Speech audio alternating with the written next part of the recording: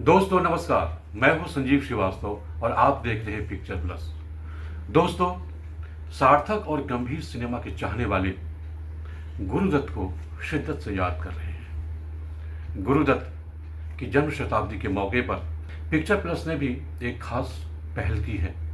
देश के जाने माने फिल्म इतिहासकार, विश्लेषक, समालोचक, उन सबको हमने रिक्वेस्ट की थी कि गुरुदत्त का सिनेमा में क्या योगदान है और आज की तारीख में गुरुदत्त कितने प्रासंगिक हैं, और अगर बहुत प्रासंगिक हैं इसके बावजूद उस विरासत को आखिरकार पढ़ाने वाले कितने लोग हैं, वगैरह कई सवाल हैं। इन सभी सवालों के आलोक में इन सभी विद्वानों, रसिकों, आलोचकों ने जो जवाब भेजे हैं हमारे पास, वे सभी आपके सामने हाजिर हैं। आपको ये विचार कैसे लगे, आपकी अपनी राय क्या है, इस वीडियो के कमेंट सेक्शन में ज़रूर लिखिएगा और देखते रहिए पिक्चर प्लस, यानी कि ज़िंदगी का बाइस्कोप। गुरुदत्त राज कपूर, दिलीप कुमार, देवानंद की तरह सुपरस्टार नहीं थे। सुपरस्टार तो क्या, वही ठीक से स्टार भी नहीं थे। तो 1945 से 65 तक के 2 दशक के कार्यकाल में उन्होंने कुल 13 फिल्मों में अभिनय किया, 6 फिल्में निर्देशित की और 1945 से 50 के बीच वे कुछ फिल्मों के नृत्य निर्देशक रहे और कुछ फिल्मों में उन्होंने सहायक निर्देशक की तरह भी काम किया। गुरुदत्त की सारी ख्याति कुल 2 फिल्मों पर टिकी, एक प्यासा, दूसरी कागज के फूल। प्यासा जो बहुत कामयाब हुई और कागज के फूल जो उतनी ही नाकामयाब हुई, और कागज के फूल के नाकामयाब होने के बाद उन्होंने फिर किसी फिल्म को निर्देशित ही नहीं किया। यहाँ तक कि साहिब बीबी और गुलाम के निर्देशक भी अबरार अलवी हैं, गुरुदत्त नहीं है। भले ही लोग मानते हों कि वह फिल्म गुरुदत्त ने ही बनाई, मगर गुरुदत्त उसके निर्माता हैं, निर्देशक नहीं। पर एक ही फिल्म कागज के फूल आज कल्ट फिल्म मानी जाती है। आज उसको देखकर लोग चमत्कृत होते हैं। आज उसको देखकर यह कहा जाता है कि यह टेक्निकली, तकनीकी रूप से कितनी समृद्ध फिल्म है। उसका छायांकन आज भी पढ़ाया जाता है। उसके छायांकन को यह बताया जाता है कि यह कैसे भावना प्रधान मनुष्यता को कैसे रूपांकित करता है। वह छायांकन, वह गुरुदत्त का कागज के फूल में वक्त ने किया क्या हंसी सितम, हम रहे ना हम, तुम रहे ना तुम। जो छाया का, जो प्रकाश का खेल है, वहाँ इतना सुपर्ब रूप में दिखाया गया है, इतने सुपर्ब रूप में सामने आया है कि हम चमत्कृत हुए बिना नहीं रह सकते। सफलता और असफलता जहाँ सिर्फ पैसों से नापी और तौली जाती है, वहाँ पर गुरुदत्त का कोई काम नहीं था, क्योंकि वे कहते हैं इस दुनिया जहाँ आदमी कुछ नहीं है, वफा कुछ नहीं, दोस्ती कुछ नहीं है, जहाँ प्यार की कद्र ही कुछ नहीं है, वो दुनिया अगर मिल भी जाए तो क्या है।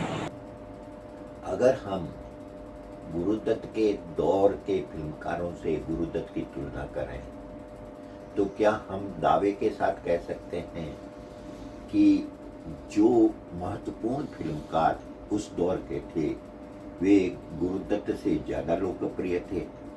अगर हम विमल राय की बात करें, हम महबूब की बात करें, अमीर चक्रवर्ती की बात करें, राज कपूर की बात करें, इन सब के बारे में बात करें तो ये सब वे लोग हैं जिन्होंने ऐसी फिल्में बनाई जो समाज को कोई न कोई संदेश देती थी, गुरुदत्त की तरह। और ये उतने लोकप्रिय नहीं थे जितने कि वे फिल्मकार जो सिर्फ मनोरंजन के लिए फिल्म बनाते थे। 50-60 के दशक में जो बड़े फिल्मकार थे, जिनमें से कुछ का नाम मैंने आपको लिया, वे बड़े फिल्मकार अपनी फिल्मों के कारण बड़े हुए। वे इस कारण बड़े नहीं हुए कि उन्हें देखने वालों की संख्या कम थी या ज़्यादा थी। संभव है कि उनको देखने वालों की संख्या उतनी न हो जितनी उस समय के सर्वाधिक लोकप्रिय फिल्में बनाने वालों की रही हो, लेकिन आज उनको हम याद भी नहीं करते, उनका नाम भूलते हैं। हम याद करते हैं गुरुदत्त को, हम याद करते हैं विमल राय को, हम याद करते हैं महबूब जिन्होंने मदर इंडिया बनाई, हम याद करते हैं राज कपूर को जिन्होंने उस दौर में बूट पालिश और आवारा और भी कई तरह के और भी बहुत सारी सामाजिक सवालों से जुड़ी हुई, जैसे श्री 420, हम दिल्ली दूर नहीं, जिस देश में गंगा बहती है, ऐसी फिल्में बनाई। ये 50-60 का जो दशक था, ये दशक नेहरू युग का दशक था और उसमें जो सामाजिक समस्याएं थी उनको केंद्र में रखकर फिल्मकारों ने फिल्में बनाई थी। गुरुदत्त ने भी ऐसा ही किया था और गुरुदत्त भी उतने ही लोकप्रिय थे, या कहना चाहिए कि दूसरे फिल्मकारों की तरह ही लोकप्रिय थे, कम या ज़्यादा कुछ भी कह लें। उनको मनोरंजक फिल्में, सिर्फ मनोरंजक फिल्में बनाने वालों से तुलना करना ठीक नहीं है। दूसरी चीज ये ध्यान देने की है कि लोकप्रियता कहते किसे हैं। लोकप्रियता का मतलब होता है कि जिस फिल्म को एक लंबे समय तक लोगों के बीच में देखी जाती रहे और उस पर चर्चा होती रहे। जैसे साहित्य में हम जानते हैं कि जैसे प्रेमचंद, हो सकता है गुलशन नंदा से कम लोकप्रिय रहे हों, लेकिन प्रेमचंद और गुलशन नंदा का कोई मुकाबला नहीं है। प्रेमचंद आज भी पढ़े जाते हैं। प्रेमचंद को हम हिंदी का सबसे बड़ा कथाकार मानते हैं। उसी तरह से जिन फिल्मकारों की मैंने बात की है, वे सब ऐसे फिल्मकार हैं जो सामाजिक सौदेश्यता से प्रेरित होकर फिल्म बनाते थे। गुरुदत्त भी उसमें से एक थे और खास तौर पर गुरुदत्त की जो 3 फिल्मों की चर्चा होती है, जिसमें प्यासा, कागज के फूल और साहब बीबी और गुलाम, ये तीनों फिल्में जो हैं कालजयी फिल्में हैं। और ये कालजयी इसलिए है क्योंकि उसमें जो सवाल उठाए गए हैं, जो सामाजिक यथार्थ प्रस्तुत किया गया है, जो फिल्म प्रस्तुति का जो ढंग है, जो हालांकि साहब बीबी और गुलाम का निर्देशन उन्होंने नहीं किया था, लेकिन उन फिल्मों की जो अपनी कहना चाहिए कि उनकी निर्देशकीय या एक फिल्मकार की जो विशिष्टता होती है, मौलिकता होती है, वह हम गुरुदत्त की फिल्मों में देख सकते हैं। और वो ही गुरुदत्त आज इतनी चर्चा में है। 100 साल हो गए हैं गुरुदत्त को, हम उनकी जन्म शताब्दी मना रहे हैं, लेकिन अगर आप ध्यान दें तो केवल इसी साल उनकी चर्चा नहीं हो रही है। गुरुदत्त की चर्चा कभी भी समाप्त नहीं हुई। गुरुदत्त की फिल्मों को हमेशा देखा जाता रहा है और यही उनकी विशिष्टता है और मैं इसे ही लोकप्रियता मानता हूँ। इस तरह के सवाल इसलिए हमारे दिमाग में आते हैं कि हम केवल प्यासा और कागज़ के फूल को अपने ध्यान में रखते हैं और उन्हीं के संदर्भ में गुरुदत्त पर विचार करते हैं। गुरुदत्त की इन दोनों फिल्मों को रिलीज के समय दर्शकों का सही प्रतिसाद नहीं मिल पाया था। बहुत सालों के बाद उनकी गुणवत्ता और क्वालिटी की वजह से उन्हें पसंद किया गया और फिर गुरुदत्त के योगदान की चर्चा होती रही है। तो हमारे दिमाग में ये बन गया है कि उनकी फिल्में की क्वालिटी तो बहुत अच्छी होती थी, लेकिन उनकी फिल्में दर्शक पसंद नहीं करते थे। गौर करें तो गुरुदत्त फिल्म्स की ही और गुरुदत्त के द्वारा डायरेक्ट की हुई दूसरी फिल्में चली हैं, चाहे वह आर पार हो, चाहे वो मिस्टर एंड मिसेस 55 हो, बाद में उनके प्रोडक्शन की साहब बीबी और गुलाम हो, चौदहवीं का चांद हो, बहारें फिर भी आएंगी हो। तो हमें विचार करते समय उनके समग्र फिल्मों को ध्यान में रखना चाहिए और उसी तरह बात करनी चाहिए। सिर्फ इस बात का अफसोस करने का कोई फायदा नहीं है। गुरुदत्त को गुजरे 60 साल से ज्यादा हो गए। उनका कार्यकाल मुख्यतः 1964 तक रहा, लेकिन उस दौर के सुपरस्टार थे दिलीप कुमार, देव आनंद और राज कपूर। इन तीनों ही कलाकारों की फिल्मों में एक तरह का मेलोड्रामा रहा, देशभक्ति की बात रही, सोशल मैसेजेस रहे, जबकि गुरुदत्त की फिल्मों में आत्मनिरीक्षण था, एक संदेश था और उनकी फिल्में सुखांत नहीं होती थी, जो भी उस दौर के दर्शकों को शायद पसंद नहीं आई। कला समीक्षकों ने उनकी फिल्मों को सराहा, लेकिन दर्शकों को, आम दर्शकों को उनकी फिल्में उतनी पसंद नहीं आई। विश्व सिनेमा में गुरुदत्त की अच्छी खासी पकड़ रही। गुरुदत्त की फिल्में 3 कारणों से बहुत पसंद की गई। एक, उनकी फिल्मों में संवेदनशीलता थी। दूसरा, उनकी फिल्मों की सिनेमाटोग्राफी, वी के मूर्ति साहब उनके साथ थे, गजब थी। और तीसरा, उनकी फिल्मों का गीत संगीत जबरदस्त था। साहिर लुधियानवी ने उनके लिए बहुत सारे गाने लिखे, एस.डी. बर्मन ने धुनें बनाई और वे गाने बहुत लोकप्रिय हुए। गुरुदत्त की फिल्मों को बौद्धिक वर्ग ने पसंद किया और शहरी वर्ग के लोगों ने पसंद किया। उस दौर में भारत में सिनेमा घर कस्बों तक पहुंच चुका था, लेकिन वहां लोगों की पसंद कुछ अलग थी। लोग सिनेमा देखने जाते थे अपने सपनों को साकार होते देखने, बड़े पर्दे पर हीरो के रूप में अपनी छवि को देखने। ऐसे में गुरुदत्त की कलात्मक फिल्में उन्हें पसंद नहीं आई। आप कह सकते हैं कि गुरुदत्त का सिनेमा वक्त के आगे का सिनेमा था। उन्होंने वक्त से आगे फिल्में बनाई, फिल्मों में काम किया और फिल्मों को एक ऐसी दृष्टि दी जो आगे जाकर उनको अमर कर गई और भारतीय सिनेमा में अपनी अमिट छाप छोड़ गई। गुरुदत्त केवल एक महान अभिनेता ही नहीं, एक महान निर्देशक भी थे। हालांकि शुरुआती जो उनकी फिल्में हैं, जो सबसे पहली फिल्म उन्होंने बाजी बनाई थी, जिसकी पटकथा जो है वो बलराज साहनी साहब खुद अपने आप में एक बड़े अभिनेता, और ये फिल्म सिल्वर जुबली मनाई थी इस फिल्म ने। जाल उसके बाद बनाई उन्होंने, ये भी फिल्म बहुत कामयाब रही। तीसरी फिल्म जो उनकी थी बाज, वो पूरी तरह से जैसे फ्लॉप हुई और वो एक तरह से बड़े निराश भी हुए। इसके बाद लेकिन अगली फिल्में फिर उनकी Aar Paar, mister and missus 55, CID, ये सारी फिल्में बहुत थी कॉमर्शियली हिट थी। लेकिन इन सारी फिल्मों पे अगर आप बुनियाद के तौर पर देखें तो मनोरंजन ही इसकी आधारशिला थी, सस्पेंस, थ्रिलर, ये सारी चीजें थी। लेकिन गुरुदत्त के दिमाग में कहीं ना कहीं ये भी था कि वो एक अच्छे अभिनेता के साथ, एक अच्छे निर्देशक के साथ साथ कहीं ना कहीं जो ऐसी फिल्में जो एक विश्व स्तरीय फिल्में होती हैं, जैसे कि सतीश राय ने अपनी पाथेर पंचाली से पहचान बनाई, अकीरा कुरोसावा ने जो जापान के निर्देशक थे उनकी फिल्म जो रसोमन थी उससे बहुत बड़ी पहचान हुई, डी सिका की जो फिल्म थी जो इटालियन डायरेक्टर थे बाइस्किल थी।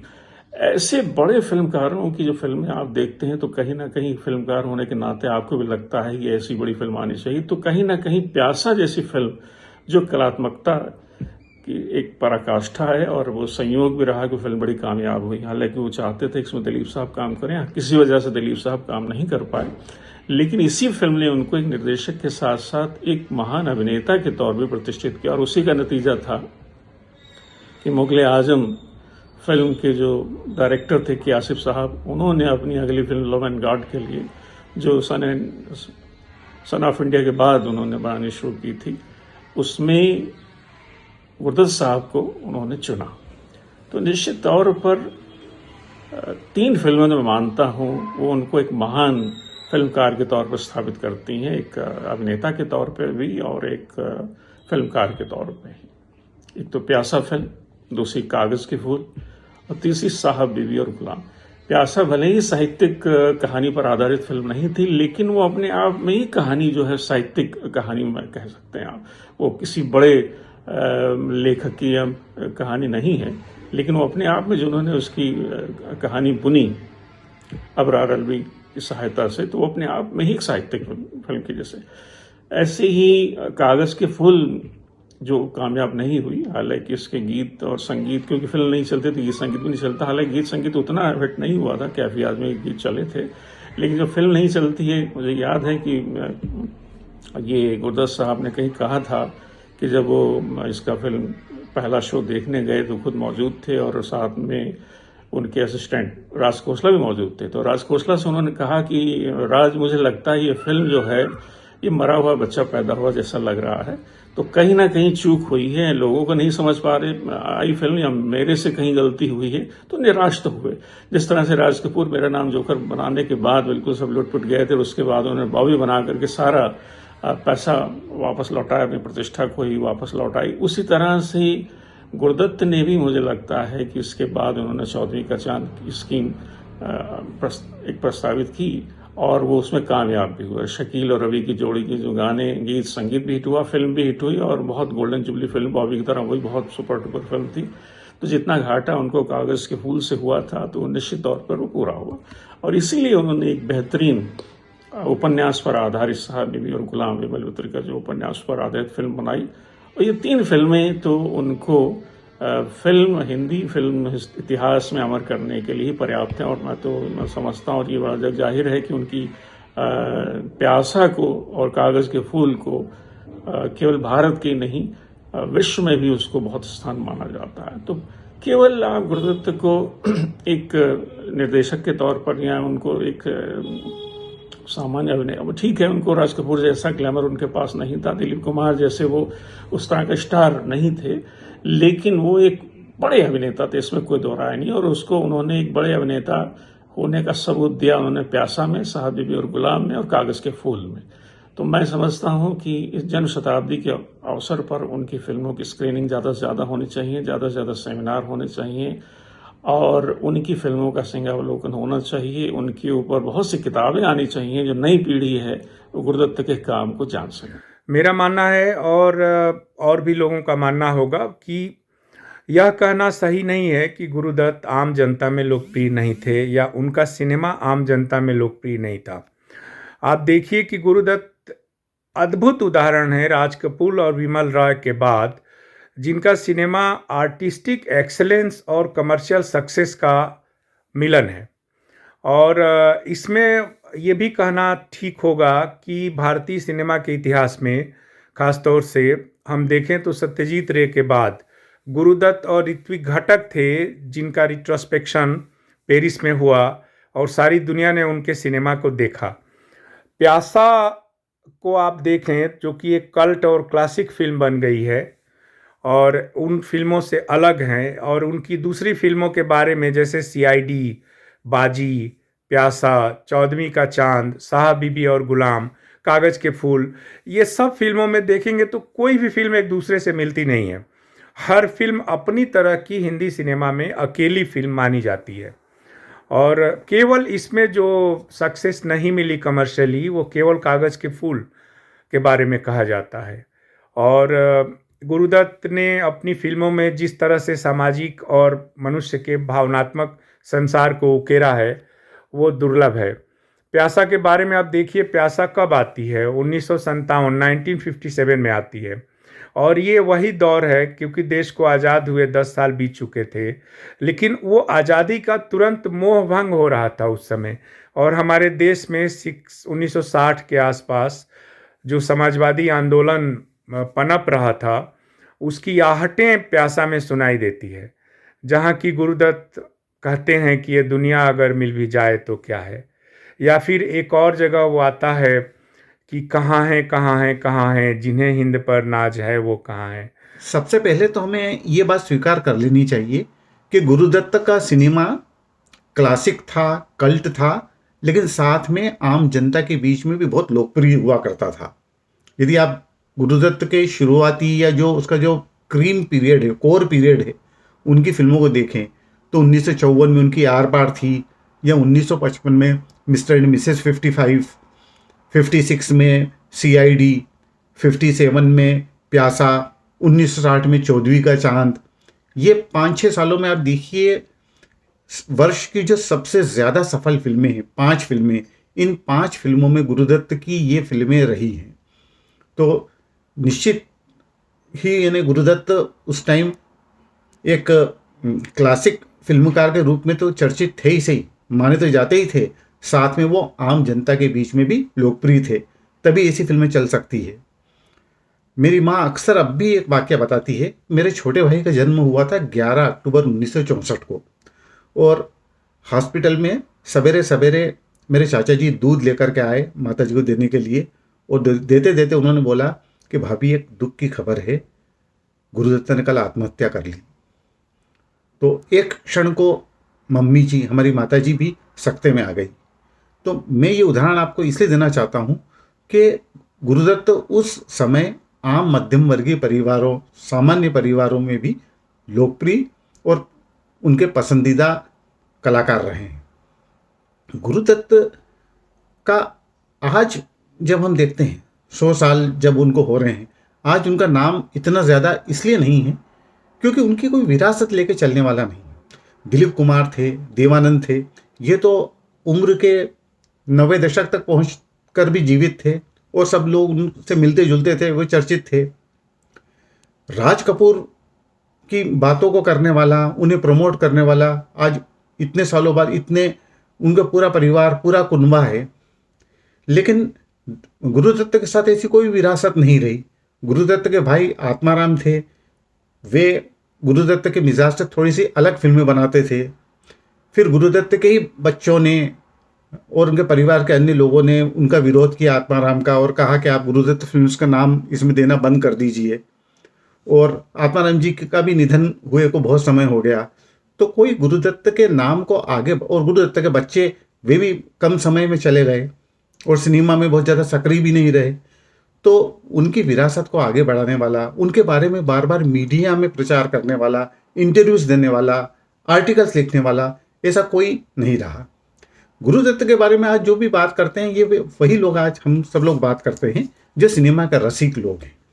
और सिनेमा के जो रसिक लोग हैं, उनके मन में जो गुरुदत्त की जो छवि है और गुरुदत्त के प्रति जो सम्मान है और गुरुदत्त के प्रति जो एक जो स्नेह है, वो तो हमेशा रहेगा। दरअसल गुरुदत्त जी जिस दौर में सिनेमा में सक्रिय थे, वो दौर सिनेमा का, बल्कि भारतीय समाज का एक, कह लीजिए, शैशवावस्था का काल था, क्योंकि आज़ादी नई नई मिली थी और सिनेमा भी परिपक्वता की ओर आगे बढ़ रहा था। ऐसा मैं इसलिए कह रहा हूँ क्योंकि ये वो दौर था जब सिनेमा धीरे धीरे धार्मिकता से सामाजिकता की ओर जा रहा था, और सामाजिकता की भी जो कहानियाँ थीं, वो कहानियाँ अपने आदिम स्वरूप में हुआ करती थी। और देवानंद, दिलीप कुमार और राज कपूर की जो त्रयी थी, वो सिनेमा पर राज कर रही थी, जो कि पारंपरिक विषयों पर फिल्में ज़्यादा बना रही थी। तो उस त्रयी के बीच में गुरुदत्त ने अपना न सिर्फ स्थान बनाया, अपितु वो एक ऐसे सिनेमा को लेकर आए जो बिल्कुल मध्य वर्ग की विसंगतियों पर आधारित था, और उसमें एक विशेष प्रकार का सन्नाटा है, उदासी है, बेचैनी है। उस उदासी, बेचैनी को उस दौर की जनता शायद समझ नहीं पाई।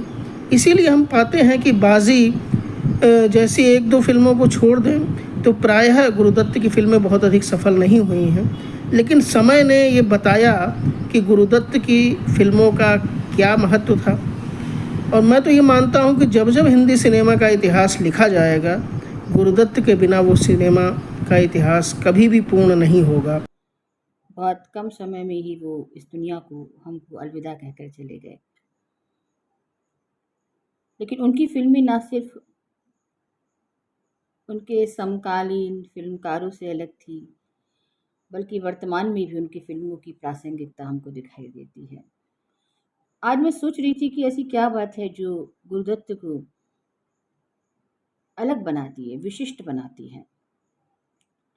मुझे लगता है कि हम आज की हिंदी फिल्में देखें या 80 के दशक के बाद से लगभग आप देखिए, तो हमारी हिंदी फिल्मों में जो एक नायक का जो चरित्र होता है,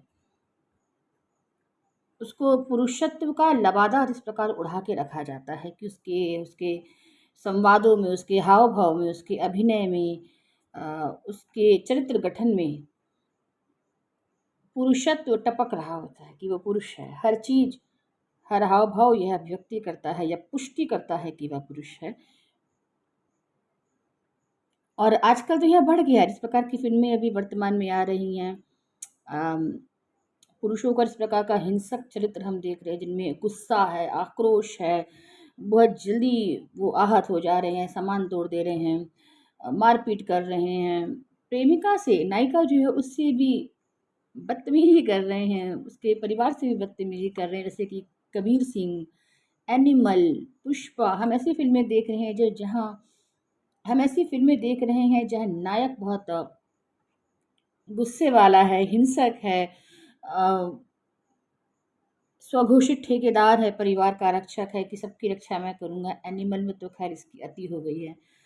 तो ऐसे में हमें गुरुदत्त जैसा जो नायक है, जो अभिनेता है, वह हमारे लिए और प्रासंगिक हो जाता है, क्योंकि उन्होंने नायक के एक बहुत संवेदनशील पक्ष को, एक भावुक पक्ष को, एक नैतिक पक्ष को हमारे सामने रखा। और ऐसा होने के लिए उन्हें कोई राजा महाराजा नहीं होना पड़ा। वो एक सामान्य पुरुष हैं, एक सामान्य आम पुरुष हैं, और कहीं के राजा महाराजा नहीं है कि वो मर्यादित हैं, नैतिक मूल्यों वाले नहीं, वो एक सामान्य पुरुष हैं। कहीं वो फ़िल्मकार हैं, कहीं वो शायर हैं, कवि हैं, लेखक हैं, लेकिन उनका जीवन मूल्य बहुत महत्वपूर्ण है उनके लिए। वो मर्यादित हैं, अनुशासित हैं, संवेदनशील हैं, भावुक हैं, स्त्री के मन को समझने वाले हैं। समाज में जो कुछ घटित हो रहा है उसका उन पर प्रभाव पड़ रहा है, लेकिन ऐसा प्रभाव नहीं पड़ रहा कि वो बदले की भावना से निकल पड़े, मैं बदला लूँगा, मार दूँगा, काट दूँगा, नहीं। वो आहत हो रहे हैं, लेकिन वो आहत, वो पीड़ा वो स्वयं भुगत रहे हैं। उन्हें विरक्ति हो जा रही है कि ये दुनिया अगर मिल भी जाए तो क्या हो। यानी जो गुरुदत्त हैं बतौर नायक, उनका टकराव किसी डॉन से नहीं है, किसी खलनायक से नहीं है, किसी तस्कर से नहीं है। उनका टकराव समाज की कुरीतियों से है, समाज में घटते मूल्यों से है, रिश्तों में बढ़ते छल कपट से है। जैसे हम प्यासा में देखते हैं, कॉलेज की उनकी प्रेमिका है मीना, और ये शायर हैं कॉलेज में विजय, और छोड़ देती है और एक पब्लिशर से शादी कर लेती है। कितना यथार्थपरक है, एक पैसे वाले आदमी से शादी कर लेती है, क्योंकि उसको लगता है कि ये तो शायर है, ये मुझे क्या ही सुख दे पाएंगे, इनके पास क्या ही होगा। लेकिन आगे जाके उस ज़माने में उन्होंने जो सच दिखाया, वो आज का भी सच है कि विजय की शायरियों को बेचकर मीना के पति की जो कंपनी है वो बहुत पैसा कमा रही है, लेकिन विजय इससे वंचित है।